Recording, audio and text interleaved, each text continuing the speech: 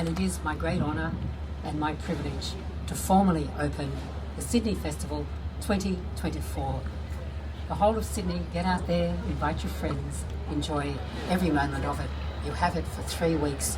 It is precious. Thank you.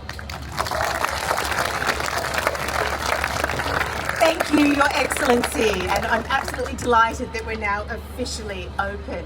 So now please join me in welcoming Uncle Matthew Doyle for a smoking and acknowledgement.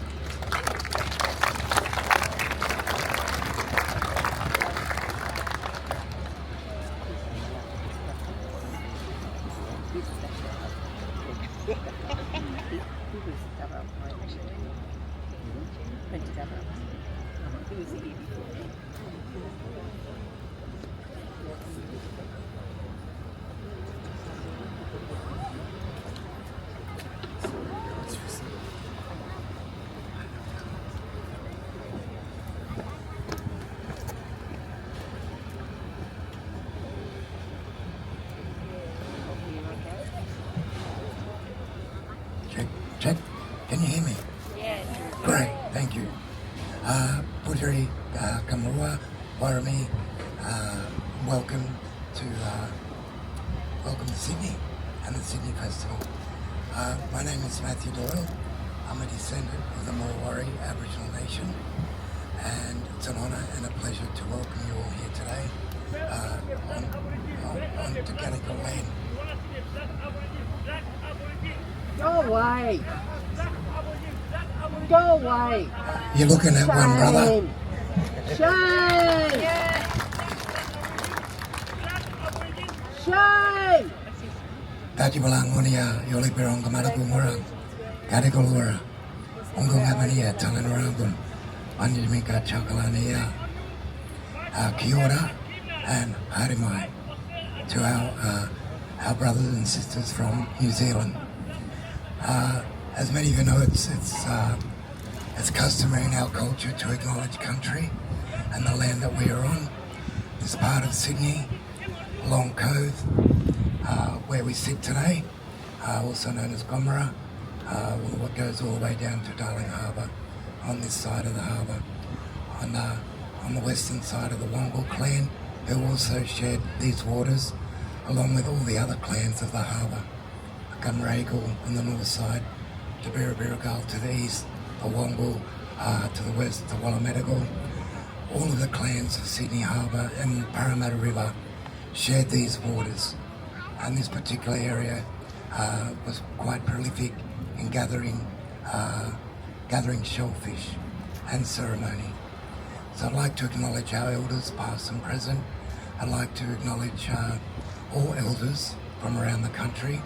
I'd like to acknowledge the ancestors and elders of our Māori brothers and sisters as well in Aotearoa, and welcome you onto country.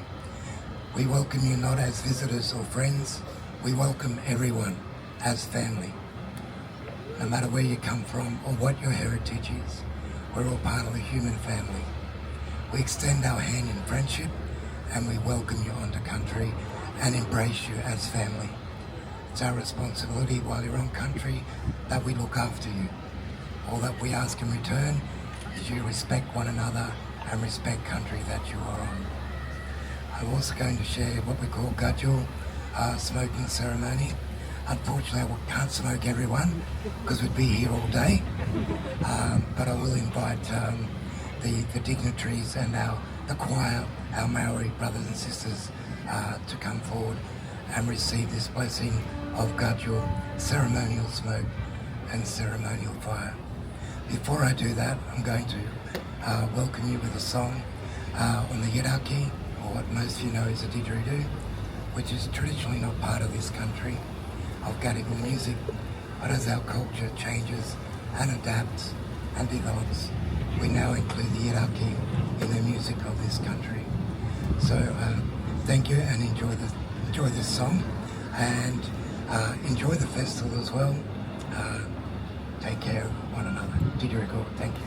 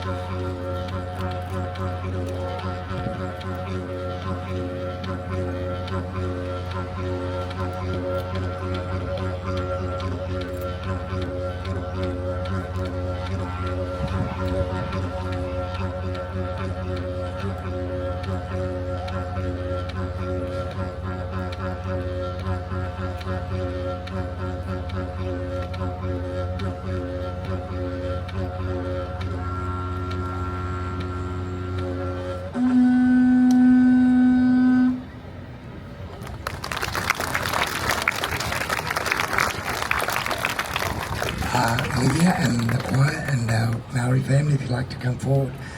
Governor, you're welcome to come forward, and any other special guests. Oh, we're all special guests, right? Special?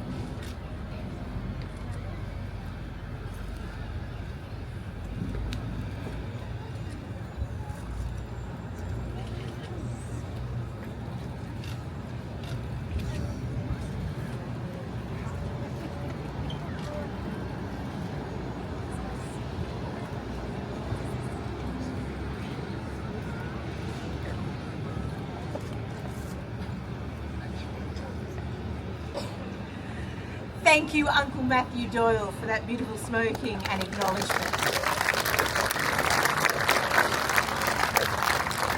So Wheke-a-Muturangi, the Adversary, this incredible artwork behind me, and the amazing visual artist responsible for this artwork is the masterful Lisa Reihana. And many might have seen Lisa's other work, Ground Loop, at the Sydney Modern, when that extraordinary new cultural asset for Sydney opened last year. So we're absolutely thrilled to be collaborating with Lisa. Please join me in welcoming Lisa to say a few words.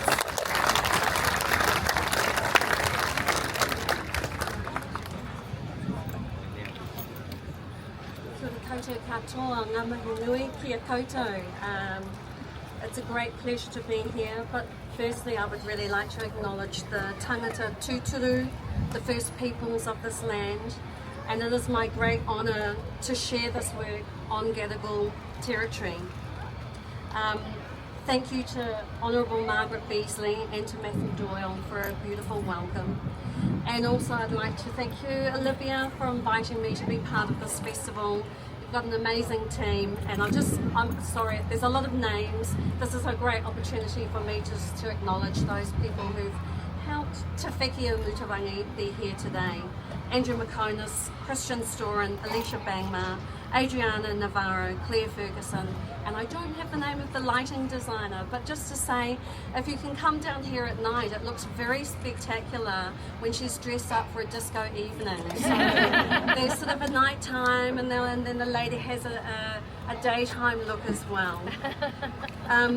This work was originally commissioned by the Aotearoa New Zealand Festival of Arts, and in that regard I just wanted to acknowledge Māori Carmelita, who's now running the 10 Days on the Island, and Mary Boynton, who I was working with at that time. So people have been asking, what is the octopus about? Te Wheke-a-Muturangi is an amazing story, and it's my opportunity to share histories from our people, Indigenous people. For instance, we have been told for many years that Captain Cook discovered Aotearoa and Australia as well. But actually, there's a much earlier story, and it goes back to a very famous Tahitian navigator. His name was Kupe, and he is the one that chased this octopus across the Pacific from Tahiti, following the food lines and ending up in what is now known as New Zealand. On board was his wife, Te Hini or Aparangi. And why I also wanted to share and make this work was to talk about the wife who was also a navigator. Her waka is called Ngātoki Matawhāonua, and that is the name of the waka of the tribe that I come from in the far north. I made this for the Wellington Festival because I got asked to create a work, and as somebody who's not from the Wellington area, I wanted to make connections with the people down there. So my Ngāpuhi stories are about Kupe, who landed in the far north, travelled down to Wellington, to where the Te Atiawa people are, and he moved across to the South Island.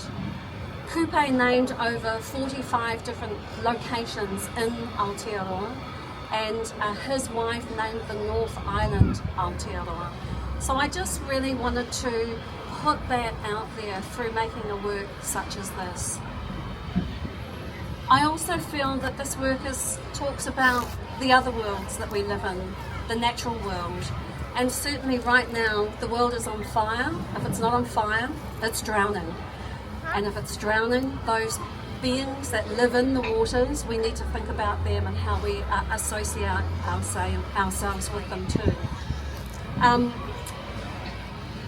I think I worked with a lot of different people making this work, and if you just don't mind me sharing some of those names, Bob Buck, Ruby Reihana Wilson, Warwick Bell, Kane Jacobson, Glyn Johns, Wayne Gray, Claire Bone, Damon Duncan, Reese Dippy, Matt Bontrot, Matt Wilson, Elliot Strong, Jane Oak, Gareth Moon, Fraser Mackay, Arnie O'Neill, Dan Cruden, Gilly Coxall, Shona Ward, Stefan Knight, Luana Miller, Sean Cooper, Sam Tozer, and my life partner and manager, James Pinker.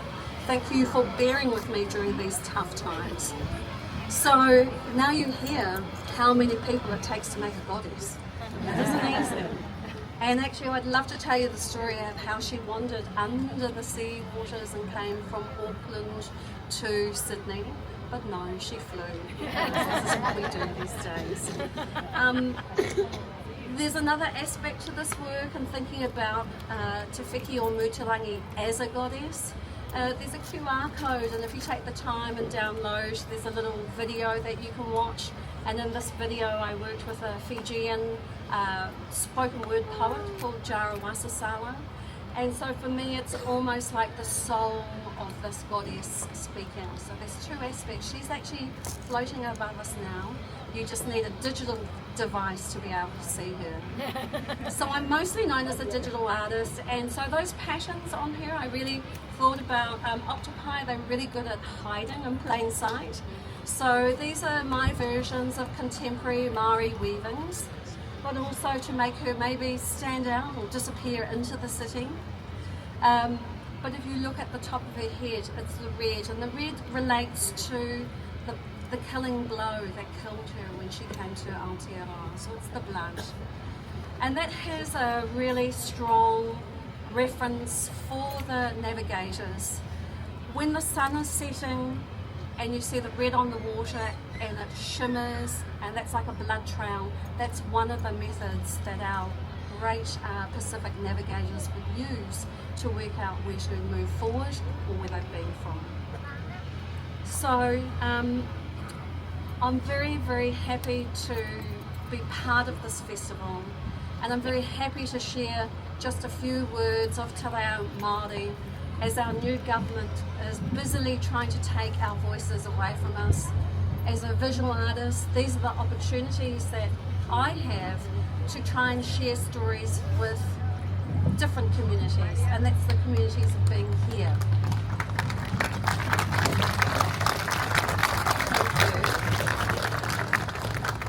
And just to finally say, I have this beautiful big video work that's playing in the Sydney Modern. It's called Ground Loop. And one of the things about Ground Loop, I thought about what was the connector between Aotearoa, New Zealand and Australia is the seabed between us.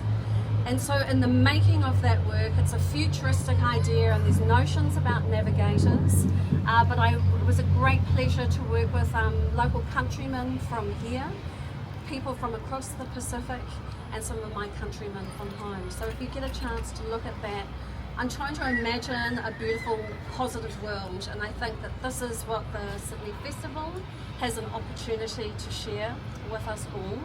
And so I'd like to finally say congratulations, Olivia, to you and yours, all of your team.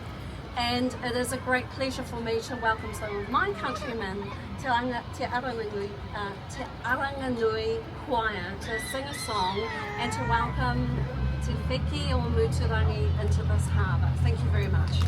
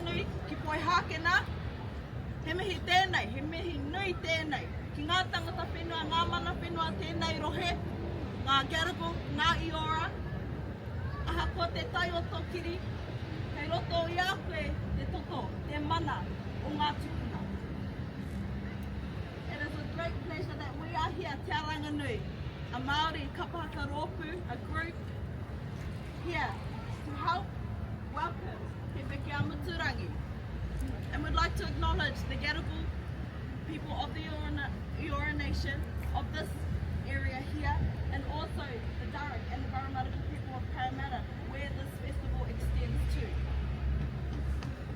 No matter the colour of your skin, inside you is the blood of your ancestors, and that is what is important. My name is Te Aparangi. Lisa, I'd like to make it to you. You spoke about Hine Te Aparangi. I was named after that ancestor. Many of us derive from the waka, or the canoe, that Lisa was talking about. Ngā tuki mata whaurua. Ngā tuki mata whaurua te waka. And it's not just about those that descend from that canoe, but it is from the people that first navigated to Aotearoa, New Zealand, that made us who we are today, created our existence as Māori in Aotearoa, the mainlands of New Zealand, the North and the South Island. And so, we thank you for involving us, Te Aranganui, in Sydney Festival 2024. We will share a couple of numbers with you. Next, we will do another choral or a choir piece. Now you may think, well, a choir, when do they have a guitar? Well, I assure you, you will never ever go to a Māori family without there being one guitarist. Through the evolution of Māori in Aotearoa, New Zealand, we started our pieces with just vocal pieces. As time progressed, we introduced the guitar, and the guitar is now a part of every single family, every single iwi or a tribal group. Every performance group has this, and so we will share that. And then we will share two other items where we will bring out some people to do the actions to it. See, this is the evolution of from Te Wheke-a-Muturangi and Kupe and Hine Te Aparangi navigating to Aotearoa, New Zealand, to how Māori are today in 2024.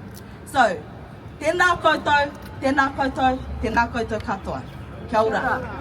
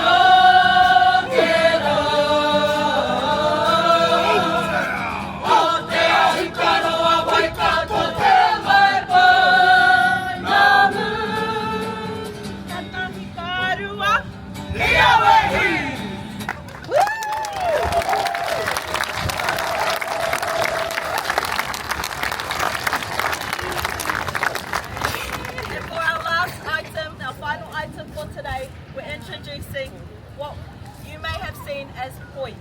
We will do actions and poi. Poi was later introduced during wartime to help men supple their wrists. Now it is used to create songs and to dance, and the women now, most women will now take part in this. It is open to all genders or non-genders as well. Alright, so oe oe te aroha haere mai te tai whakarunga te tai whakararo nau mai rā haere haere mai rā tā mate maria mai ia ni atu aue aue te aroha haere mai tangata tini whanaunga api hai e tuana ki te tini o maunawha e ao kapua e te moana e papaki mai nei ngā tai o wai te mata e pō matua i hore e manu tampua e pō matua i hore api hai te komoe api hai te komoe ara ke rā taku poe nei ka rere tika rawa ki runga o he kura e mai wa tipua e mai ngā manui e kari atu rā koe ki te tūtakitanga te ranginui ki te moana uri uri ka ki te ae ko e te kohanga nui o te rā he te inga pōpō e ki rongo o taranaki e nei rau nei mātakitaki no tuku roe mata e tuku roe mata e kore rā e te iwi e ki a kaha ki a mautoru e riro me ngaro moa ke tonu atu au e tau kiri e au e tau kiri e wai ariki mai a whiti hi au e tai rā whiti mai tokero tai tokero Aotea! Aotea! Hikaro! Waika!